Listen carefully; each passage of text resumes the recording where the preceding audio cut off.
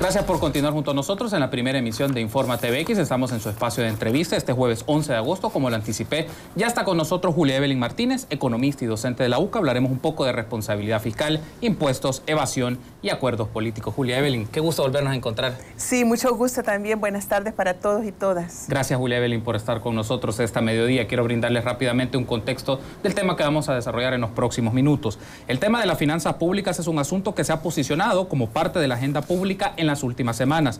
La preocupación por la capacidad de pago del Estado salvadoreño a sus compromisos financieros, así como las condiciones para gestionar el endeudamiento, son puntos que requieren acuerdos políticos estructurales.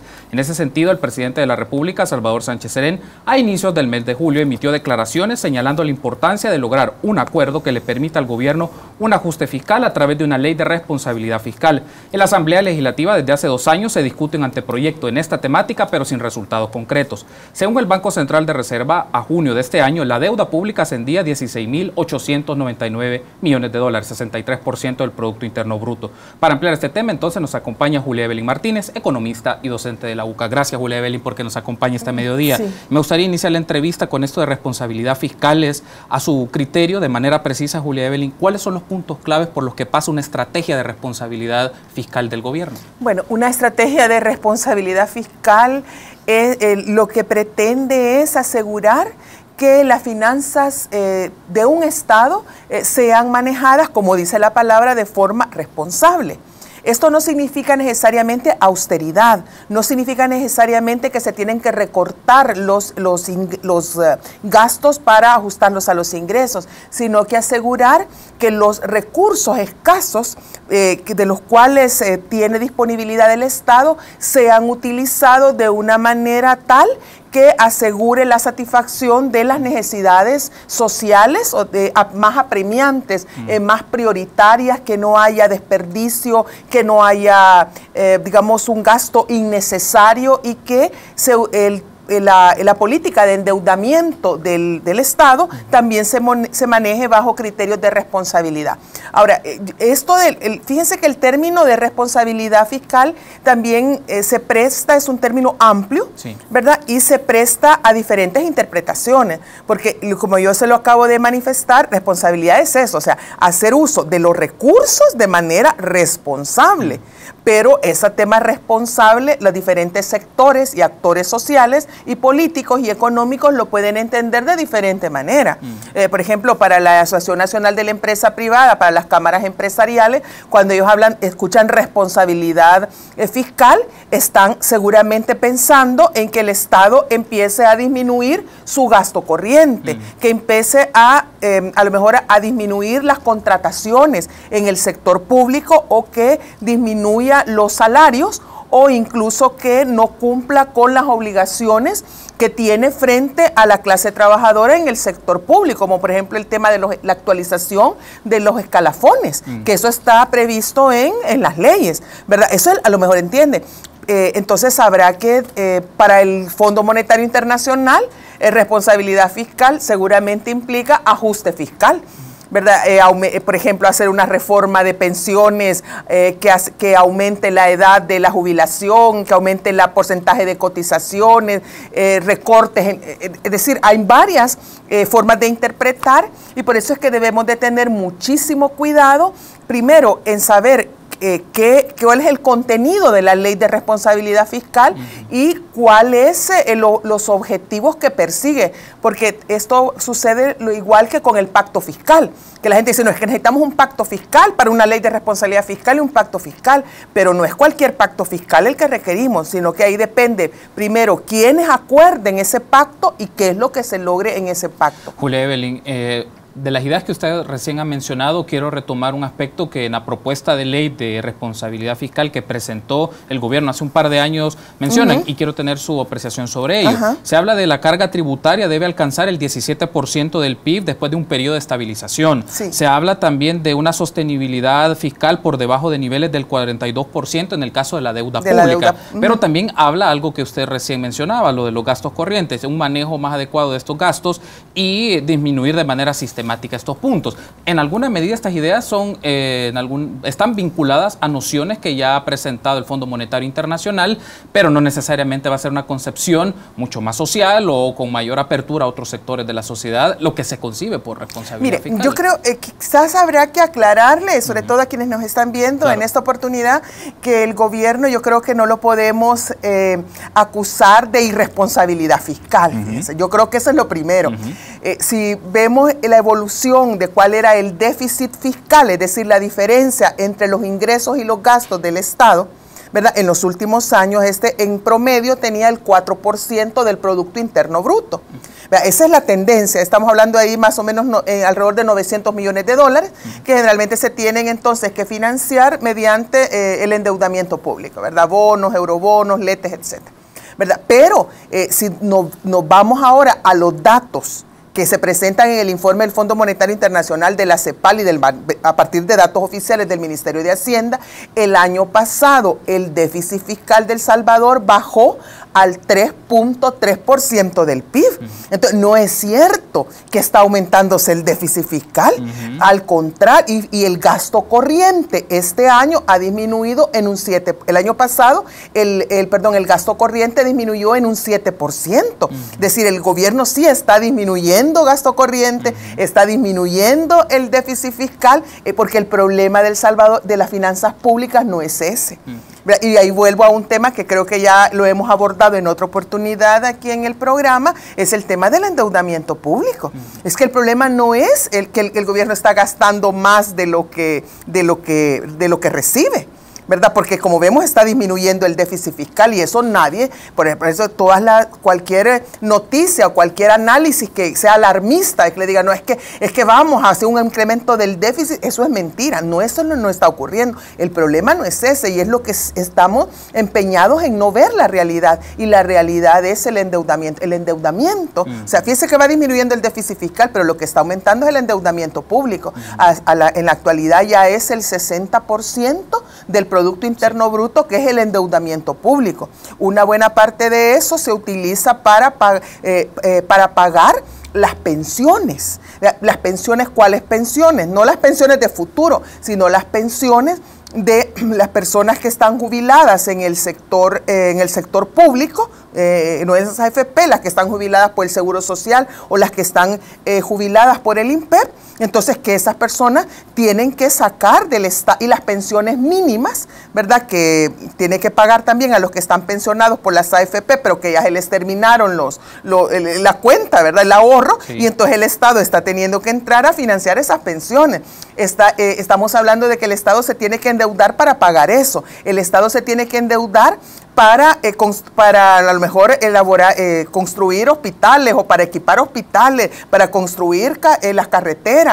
Es decir, el Estado constantemente tiene que endeudarse, ¿verdad? Porque no cuenta con los recursos de los impuestos, ingresos por impuestos suficientes para cumplir con las obligaciones, ¿verdad? Necesita contratar más policías, más maestros, más maestras, necesita contratar más personal de salud. Es decir, el Estado, para funcionar y para cumplir satisfacer las mayores demandas, especialmente de servicios sociales, de servicios públicos de la población, tiene que contratar más gente, tiene que gastar más, y el Estado, para lograr hacerlo, es que está endeudándose. Entonces, el problema, fíjense que creo que también lo he mencionado en otra oportunidad, solamente en este año el Estado va a tener que pagar en servicio de la deuda pública 1.200 millones de dólares, de los cuales 780 millones de dólares de ese total corresponden al pago de intereses. Entonces, ¿y de dónde viene? Son intereses de la deuda pública. Y entonces el Estado, estamos hablando de 1.200 millones de dólares, y el presupuesto del país es de aproximadamente 4.000 millones de dólares, quiere decir que más del 25%, casi el 27% del presupuesto del país anual tiene que dedicarse al pago del servicio de la deuda. Ese es el problema. Julia Evelyn, hemos hablado de responsabilidad fiscal del Estado, de instituciones estatales, pero ¿dónde entran en esta ecuación otros actores como los empresarios, la banca y los acreedores internacionales? Sí, porque entonces cuando hablamos del Estado, la responsabilidad del Estado es no de gastar menos, no es de gastar menos y satisfacer menos necesidades de la ciudadanía, que en este momento lo necesita tanto, sino que la responsabilidad fiscal de un Estado es asegurarse los ingresos, ¿verdad?, suficientes para poder cumplir las demandas sociales por la vía del gasto público, tanto en el área económica como en el área social, institucional, entre otros. Entonces, ahora, y aquí es donde entonces el Estado no es que no está haciendo su tarea, yo creo que le está haciendo, pero el problema es que quienes no están haciendo su tarea son los empresarios, es el sector privado salvadoreño. Yo no quiero generalizar, pero quiero hablar concretamente de las grandes empresas, de las élites económicas de nuestro país que están empeñadas en presionar al Estado por esa ley de responsabilidad fiscal y por la vía de la austeridad fiscal y del ajuste fiscal, de eso de apretarse el cincho, el cinturón, para que, y como dicen, para lograr esos ingresos a partir de más impuestos para las personas, para las mayorías populares, y de menos servicios y de menos bienes y servicios para las mayorías populares, y de reducir el empleo y de reducir también las prestaciones sociales. Entonces, aquí la pregunta es, ¿y dónde está la responsabilidad de los empresarios? Mire, hay el estudio de Oxfam y de la CEPAL sobre la tributación en El Salvador ha mostrado que en los últimos 10 años a los paraísos fiscales los empresarios salvadoreños sacaron 1.700 millones de dólares. Imagínense, en 10 años salieron a esos paraísos fiscales 1.700 millones de dólares, y no fueron a Panamá necesariamente, aunque algunos fueron a Panamá.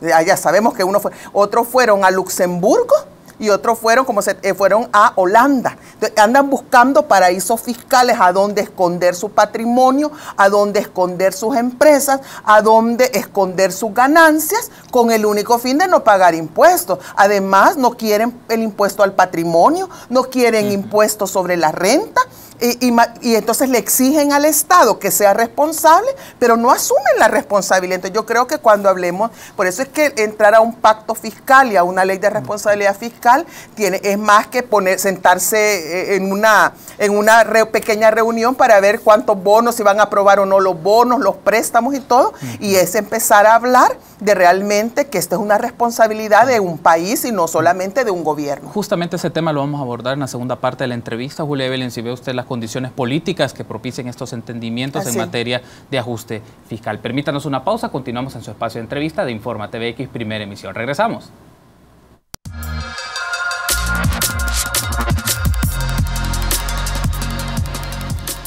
Continuamos en su espacio de entrevista de Informa TVX, primera emisión. Este jueves 11 de agosto me acompaña Julia Evelyn Martínez, economista y docente de la UCA. Hablamos de responsabilidad fiscal, impuestos, evasión y acuerdos políticos. Y Julia Evelyn, me gustaría retomar la idea con la cual usted cerraba el bloque anterior.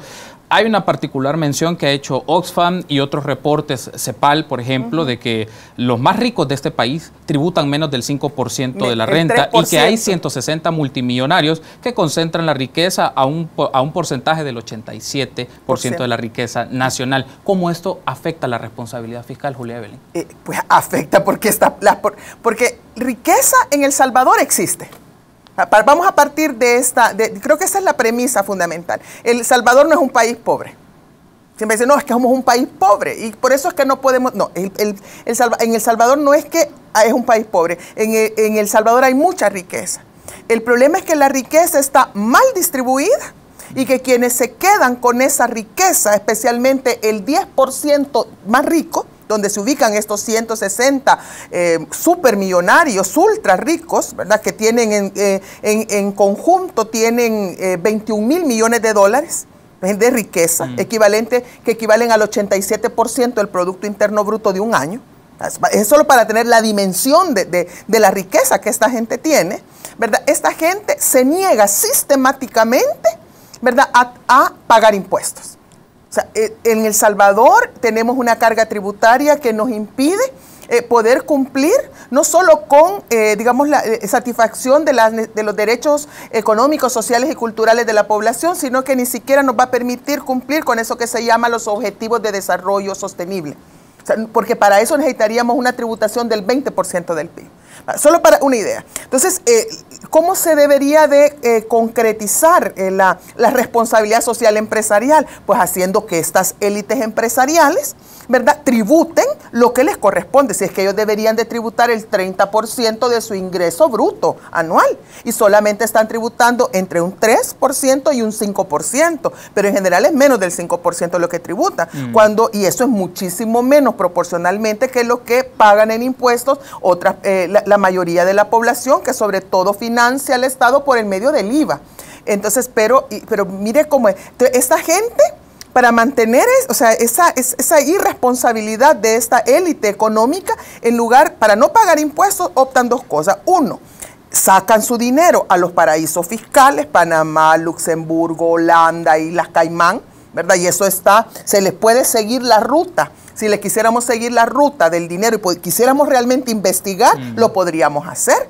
Y mire, y van a salir personalidades del mundo político y económico y cultural del país que ni nos imaginamos, ¿verdad? Entonces, pero uno. Y dos, lo que hacen es que utilizan sus recursos para financiar a partidos políticos de diferente índole, sí, para que les defiendan sus intereses en la Asamblea Legislativa o en las políticas públicas y para que no aprueben las reformas fiscales que necesita el país para tener una estructura tributaria que fuera más justa y que permitiera un crecimiento económico que, como dice Oxfam y CEPAL, fuera realmente inclusivo. Entonces, mientras no se afecte a esa élite, que es la que tiene la riqueza, que no la produce, sino que se apropia de la riqueza, porque la riqueza la produce la clase trabajadora, ¿verdad? Pero mientras no se afecte esa riqueza que tiene esa élite, ese 10% de la población salvadoreña, ese 10% de las familias salvadoreñas que tienen capacidad de contribuir y que ya llegó la hora de que contribuyan,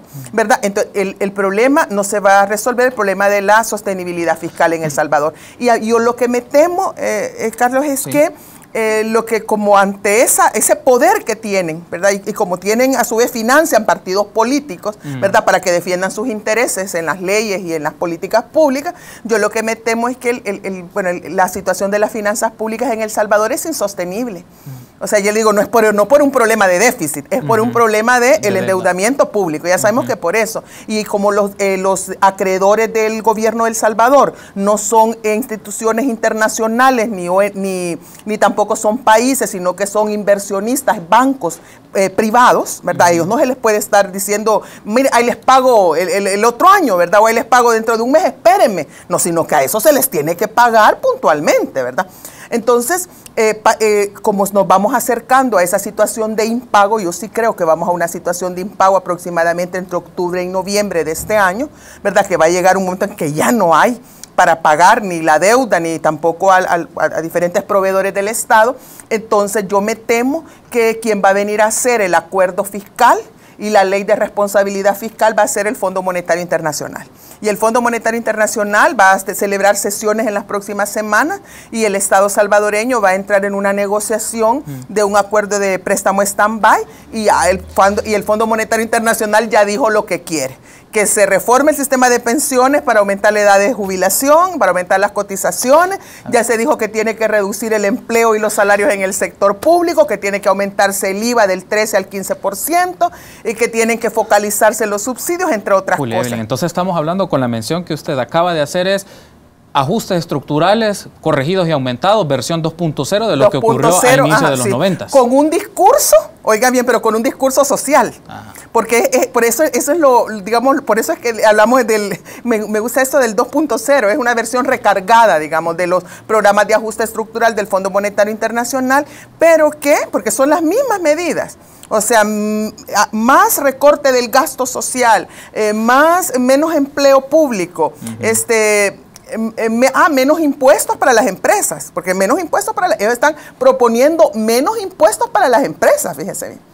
Menos impuestos para las empresas y están proponiendo más impuestos para la gente cuando es el aumento del IVA. Pero eso sí, lo que ahora aprendió el Fondo Monetario Internacional es que hay que tener un discurso contra la pobreza, un discurso del desarrollo humano, un discurso de la justicia social y un montón de... Entonces pueden tener un discurso, pero en el fondo, como dicen, por sus medidas los conoceréis. Y siguen siendo programas de ajuste estructural, al igual que los que tuvimos en la década de los 90.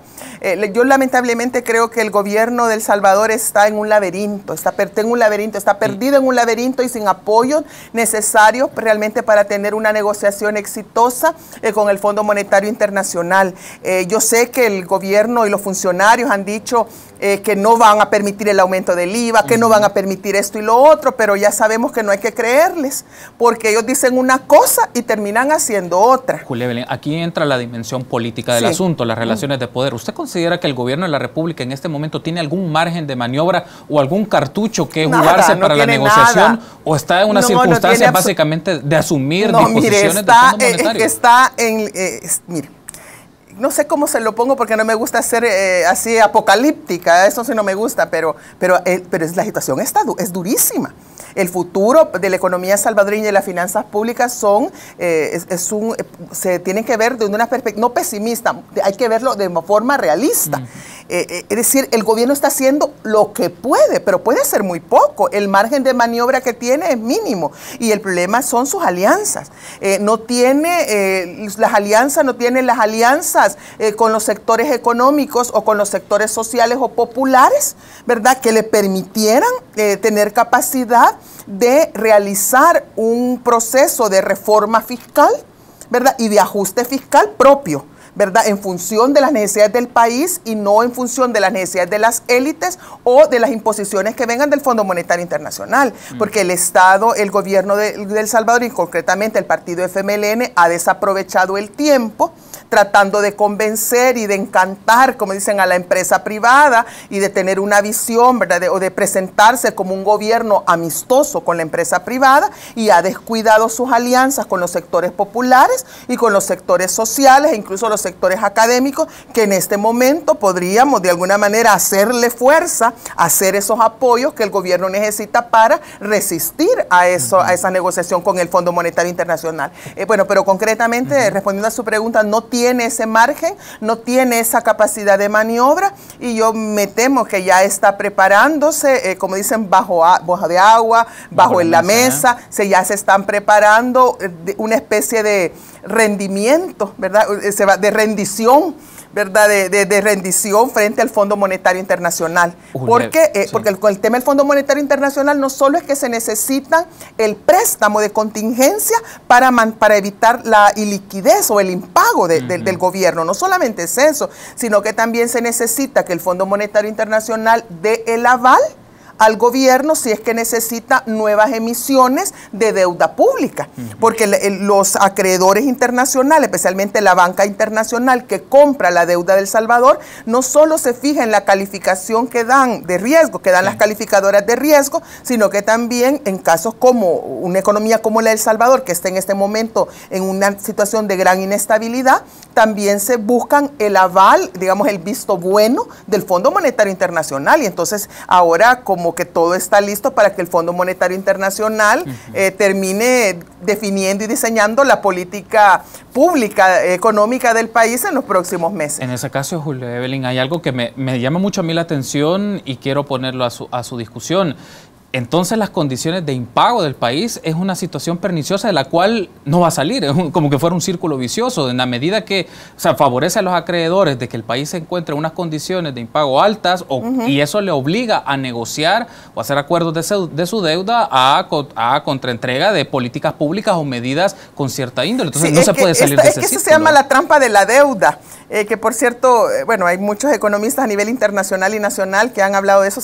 El doctor Salvador Arias tiene un libro excelente sobre la trampa de la deuda, cuando nos define eso. O sea, el neoliberalismo lleva a los estados a caer en esa trampa, y al final, fíjese, no puede salir de esa trampa porque se termina enredando, pues le digo, una especie de telaraña, una especie de círculo vicioso, de laberinto, entre por más que quiera salir, se enreda más. Ahora, el problema es, fíjese que, mire cómo está de difícil que hay de acuerdo a Blumenberg, que es una empresa que se dedica a analizar, digamos, los niveles de riesgo de los países, riesgo país, acaba de determinar que El Salvador, que la deuda de El Salvador es la tercera, la tercera que ofrece mayor rendimiento a los inversionistas. ¿Por qué? Porque mientras usted tiene más riesgo de que no vaya a pagar la deuda, entonces el rendimiento de esa deuda, el rendimiento esperado es mayor, porque el riesgo es mayor. Entonces, creo que adelante de la del Salvador está la de Tanzania, y no recuerdo, hay otro país que también está peor que El Salvador, porque siempre hay alguien que está peor, como dice. Pero la deuda del Salvador es la tercera que ofrece más rendimiento. Pero entonces ahora el problema es que van a aparecer los fondos buitre. Vienen los fondos buitre, entonces estos van así como sopilotes, ¿verdad? Que empiezan a ver que hay un país que está en problemas, y entonces van a venir estos fondos buitre a comprar esta deuda sabiendo que la pueden comprar barata y que van a lograr tener rendimientos mayores en el futuro, y después El Salvador te puede enfrentar también, si no logra solucionar estos problemas, al problema de los fondos buitre más adelante.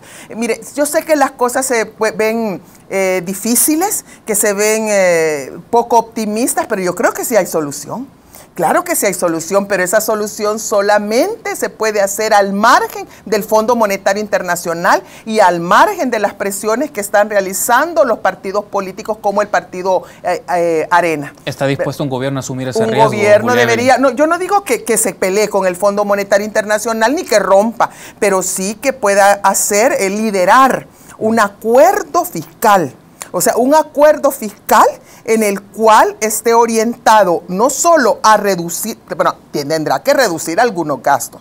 Mire, yo creo que ya todos estos gastos de vehículos, gasolina para los familiares, cajas chicas, generosas, yo creo que todo eso habrá que irse olvidando de estas cosas, recortarlas también. Yo no descartaría hacer recortes en los salarios, pero en los salarios de los altos funcionarios. Estoy hablando del salario de los secretarios de la presidencia, ¿verdad? De los secretarios estamos hablando de esos niveles de la gente que gana 6,000, 8,000, 10,000 dólares. Ahí se puede recortar, pero aunque no me vayan a venir a recortar los salarios de la clase trabajadora, ¿verdad? Del grueso del sector laboral. No, yo creo que sí, se tienen que hacer algunos ajustes, pero también el principal decisión que se debe tomar es sobre los ingresos. Es un tema de ingresos. ¿Y aquí qué implica? Primero, entrarle, como dice Oxfam y CEPAL, al tema de la elusión fiscal, es decir, revisar todas esas exenciones fiscales que las leyes les ofrecen a los inversionistas y a las empresas hasta por 10 años. Habrá que, bueno, solo en un año casi se pueden lograr ahí fácilmente 300, 400 millones de dólares, hasta 500, eliminando esas exenciones o reduciendo esos beneficios fiscales. Y por otra parte, entrándole a impuestos. Necesita impuesto al patrimonio, necesita el impuesto predial y necesita también aumentar el impuesto o a reformar el impuesto a la renta para hacer que ese 10% de las familias de más altos ingresos ya no sigan pagando el 5% de su ingreso bruto, sino que tienen que pagar lo que les corresponde, al menos el 30%, ¿verdad? Porque esta es la gente que más exige al gobierno, que más presiona al gobierno, ¿verdad? Pero que no quiere contribuir. Y luego también habrá que entrar al tema de verlo del pago de impuestos y cómo evitar toda esa fuga que hay a los paraísos fiscales. También, por supuesto, tendremos que pensar en mejoras, ¿verdad? Unas mejoras también en la administración pública para evitar, como le digo, los gastos innecesarios, los gastos duplicados. Y hay un tema también que yo quiero lanzar esta idea, a ver qué les parece, Aquí hay que hacerle una auditoría a la deuda externa, a la deuda pública. Yo creo que no toda la deuda pública que se está contratando es la que se contrató, se tenía que haber contratado, uno, y dos, la deuda, incluso la que está en este momento, que creo que la Asamblea Legislativa se va a aprobar, se quiere ya aprobar y se está presionando una serie de préstamos con el Banco Interamericano de Desarrollo para algunas obras de infraestructura, para continuar con el Chaparral, continuar con carreteras y otros, habrá también que sopesarla y ver que si realmente no es la que necesitamos. Entonces, una cosa es endeudarse para mejorar el servicio de agua de las comunidades, para construir el Hospital Rosales, sí, hay que endeudarse, pero endeudarse solo para hacerles mejores carreteras, mejores caminos, mejores vías de comunicación para las empresas capitalistas que ni quieren pagar impuestos, a mí me parece que eso no puede seguir adelante. Entonces, aquí es donde necesitamos también un movimiento social fuerte, organizado, en apoyo de sectores académicos de las universidades, para que pudiéramos hacer esta auditoría de la deuda pública, porque no toda deuda pública es necesaria. Gracias por habernos acompañado, ha sido un gusto. Nos vamos a volver a encontrar seguramente, aprovechar para saludar y felicitarle el Día de los Economistas, muchas gracias. Y hacer un saludo también a todos los economistas que nos están sintonizando. Permítanos una pausa, continuamos con más en Informa TVX, primera emisión. Regresamos.